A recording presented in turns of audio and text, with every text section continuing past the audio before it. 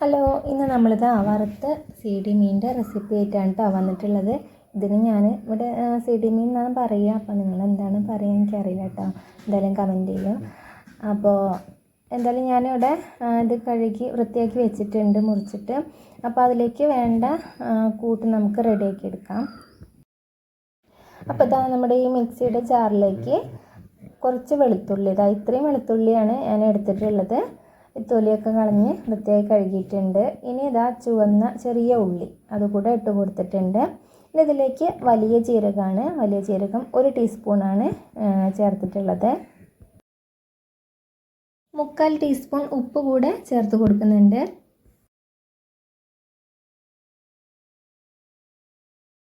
1/2 teaspoon Kashmiri മുളക് പൊടി കൂടെ ഇട്ട് കൊടുക്കുന്നുണ്ട്.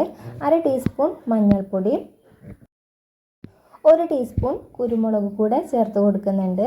അപ്പോൾ നമ്മളിതിൽ കാശ്മീരി മുളക് പൊടി എരിവ് ഉണ്ടാവില്ലല്ലോ, അപ്പോൾ ഒരു കളറിന് വേണ്ടിയിട്ടാണ് ചേർത്ത് കൊടുത്തിട്ടുള്ളത്. ബാക്കി കുരുമുളകാണ് കേട്ടോ. ഇനി ഇതാ ഒരു തക്കാളിയാണ്, ചെറിയൊരു തക്കാളിയാണ് എടുത്തിട്ടുള്ളത്. ഇതൊന്ന് കട്ട് ചെയ്തിട്ട് ഇതിലേക്ക് ഇട്ട് കൊടുക്കുന്നുണ്ട്.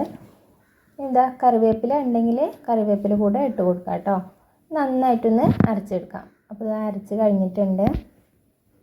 അതിനുശേഷം നമുക്ക് ഇതിൽ ഉപ്പ് ഉണ്ടോ നോക്കിയിട്ട് അതിനനുസരിച്ച് ഉപ്പ് ഈ ഒരു അരപ്പിൽ തന്നെ ചേർത്ത് കൊടുക്കാം കേട്ടോ. ഉപ്പ് കുറവാണെങ്കിൽ ഇനി ഇത് ഈ മുറിച്ച് വെച്ച ഈ സി ഡി മീനിൽ നന്നായിട്ടൊന്ന് ഈ അരപ്പൊക്കെ ഒന്ന് തേച്ച് പിടിപ്പിക്കാം.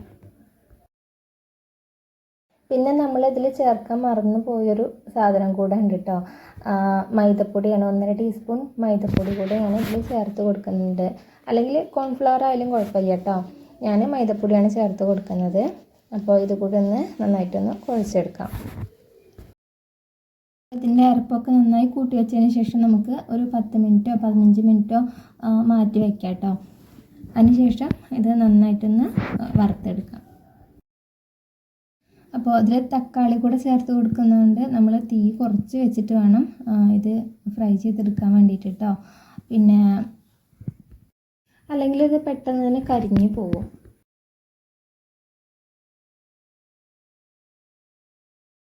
പിന്നെ ഇതിൽ തക്കാളിയും അതുപോലെ കറിവേപ്പിലൊക്കെ ചേർത്തുകൊണ്ട് ഒരു പ്രത്യേക ടേസ്റ്റ്, അതുപോലെ നല്ലൊരു മണമാണ് കേട്ടോ. എന്തായാലും ഞാനിത് പാൻ അടുപ്പത്ത് വെച്ച് എണ്ണ ചൂടായിട്ടുണ്ട്. ഇതിലേക്ക് നമ്മൾ കൂട്ടി വെച്ച മീൻ ഇട്ട് കൊടുക്കുന്നുണ്ട്. അപ്പോൾ തീ കുറച്ച് വെച്ചിട്ട് വേണം കേട്ടോ വേവിച്ചെടുക്കാൻ വേണ്ടിയിട്ട്, അല്ലെങ്കിൽ പെട്ടെന്ന് തന്നെ കരിഞ്ഞു പോകും. അപ്പോൾ നമ്മളിത് ഓരോന്നായി ഇങ്ങനെ ഇട്ട് കൊടുത്തിട്ട് നന്നായിട്ടൊന്ന് വേവിച്ചെടുക്കാം. തിരിച്ച് മറിച്ചിട്ടിട്ട് നല്ല പോലെ ഒന്ന് വേവിച്ചെടുക്കാം കേട്ടോ.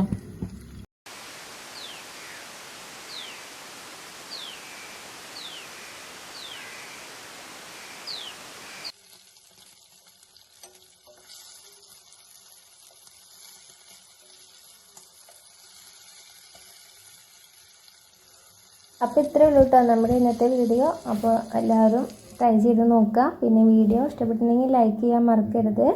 അപ്പോൾ നമുക്ക് മറ്റൊരു വീഡിയോ ആയിട്ട് വേറൊരു ദിവസം കാണാം.